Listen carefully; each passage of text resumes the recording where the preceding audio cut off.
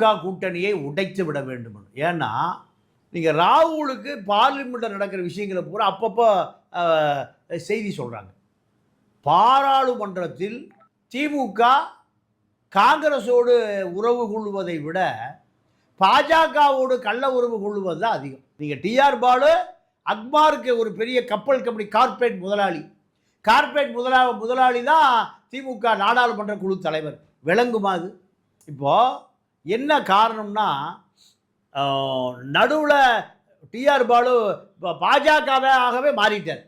அதுக்கு பிறகு தான் நாடாளுமன்ற குழு தலைவராக கனிமொழியை போட்டாங்க. காங்கிரஸ் பேலன்ஸ் பண்ணுறது, காங்கிரஸையும் பேலன்ஸ் பண்ணணும், பாஜகவிலும் திருடிய கொள்ளை கோடிகளை பாதுகாக்கணும். பாஜக வேணும் எதுக்கு? முஸ்லீம் ஓட்டுக்காக, முஸ்லீம்களை ஏமாற்றுவதற்கு, முஸ்லீம் வாக்குகளை 14% அப்படியே தமிழ்நாட்டில் அள்ளுவதற்கு